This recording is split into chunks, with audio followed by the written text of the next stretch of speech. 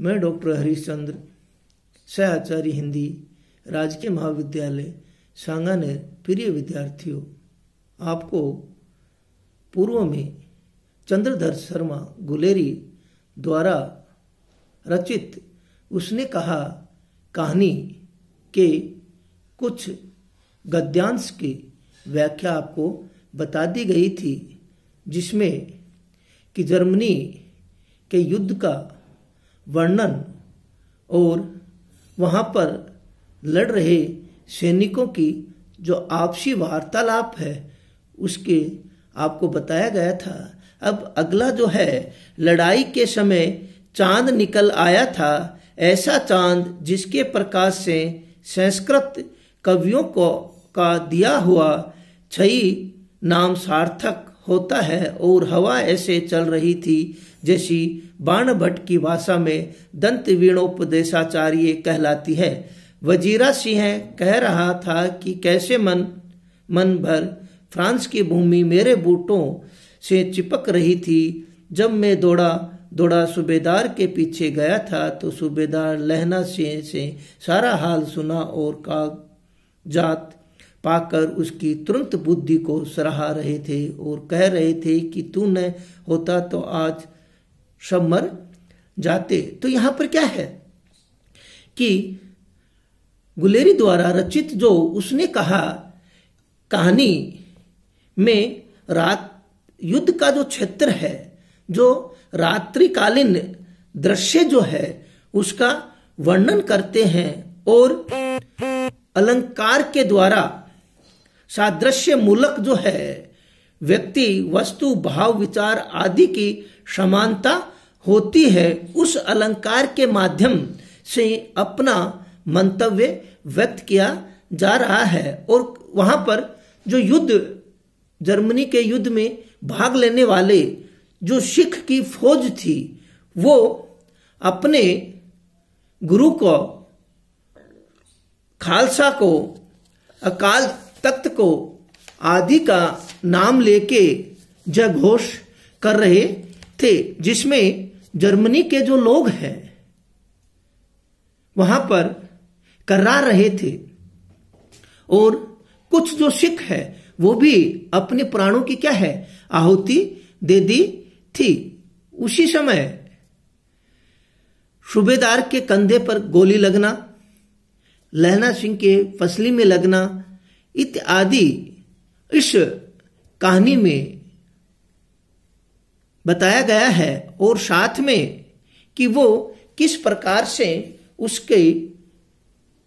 उपचार करते थे उसका इस कहानी में वर्णन किया गया है। उसी में लड़ाई के समय क्या है, चांद जो है निकल आया था, ऐसा चांद जिसके प्रकाश से संस्कृत कवियों का दिया हुआ छई नाम सार्थक होता है। छई शब्द का सार्थकता इसलिए कि वो मुख्य व्यंग्यार्थ है कि चांद जब निकलना प्रारंभ करता है तो उसका आकार छोटा होता है, और 15 दिन की जो पूर्णमासी का चांद निकलता है शुक्ल पक्ष, और उसका जो चांदनी और अंधेरी जो है वो जो पक्ष है उसका इसमें दर्शाया गया है। फिर भी चंद्रमा 15 दिनों में काल में पुनः क्षीण हो जाता है और अमावस्या की तिथि में पूर्ण क्षय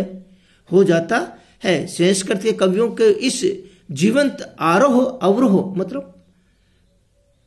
पूर्णिमासी और अमावस्या का जो है दशा के लिए उपमान की उपेक्षा हुई है। इसी में चांद जो सैन्य नाश को प्राप्त होता है, वहीं इस युद्ध में जीवन को क्षय कर छई नाम सार्थक करती है। क्यों युद्ध भी क्या होता है, धीरे धीरे अपने जो नाश जो है, विपत्ति जो है, कष्ट जो है उधर चला जाता है। उस समय लड़ाई के समय जो उदित चंद्रमा जो है वो क्या है, उस छई नाम को क्या करता है सार्थक करते हुए जो इतनी तीखी इतनी तेज हवा चलती है जो क्या है संस्कृत के जो कवि है बाणभट्ट ने भाषा में दांतों की किटकिटाने वाली जो आवाज है, जिससे क्या होता है कि व्यक्ति को ये मालूम पड़ता है कि बहुत ही अधिक सर्दी है, उससे कि अभिप्राय है कि उस समय सर्दी के कारण हवा का क्या है, बहुत ही तीखापन है, जिससे क्या है दांत क्या हो रहे हैं, दांतों से दांत बजते हुए उसकी ओर क्या होता है, ध्यान किया जाता है। क्योंकि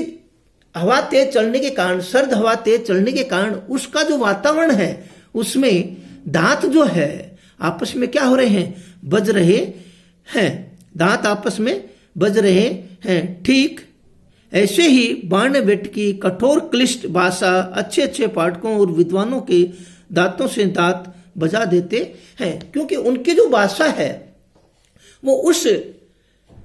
सर्द हवा के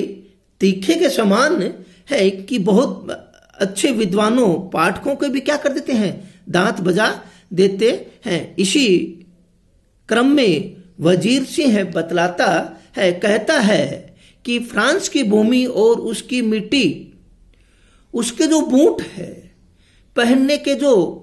बूट है, उसके क्या होती है, चिपकी हुई है। चिपकी होने के कारण,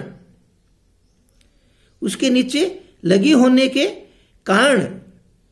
लहना सिंह इस अचानक हुई आक्रमण से पूरी सतर्कता रखने पर भी काफी घायल हो चुका था। क्यों कि वो युद्ध करने पर संपूर्ण जो तैयारी है, सतर्कता है, बरतते हुए भी क्या है, उन पर क्या हो गई है, गोलियों की बरसात हो गई है, घायल हो गए हैं। लहना सिंह ने स्थिति का सारा हवाला दिया है था और यह भी बतला दिया था कि एक नकली साहब ने किस प्रकार हमें मारने की कोशिश की थी। क्यों कि युद्ध में सभी चीजों का ध्यान रखा जाता है। तो यहां पर बताते हैं कि वहां पर क्या है, नकली अफसर बन के, साहब बन के, उनका जो बैंकर था, उनकी जो जगह थी, वहां पर वो पहुंच गए थे और वो उनको मारने की क्या कर रहा था, कोशिश कर रहा था। उसी का लहना सिंह ने नकली साहब को पहचान लिया था। और देखिए कि व्यक्ति अपने अधिकारी को और दूसरे अफसर को क्या होता है, शीघ्र क्या कर लेता है, पहचान लेता है। तो यहां पर क्या कहते हैं कि लहना सिंह जो है वो उस अफसर को क्या कर लिया था, पहचान लिया था और सभी लोग उसके प्रति उत्पन्न मति और शीघ्र निर्णय लेने वाली क्षमता को सराह कर रहे थे। सभी ने मन में प्रशंसात्मक शैली से एक ही भाव था कि यदि लहना सिंह अपनी बुद्धि का कौशल न दिखाता तो हम सब के सब जर्मनी के हाथों मारे जाते। देखिए कितना अच्छा कि उस समय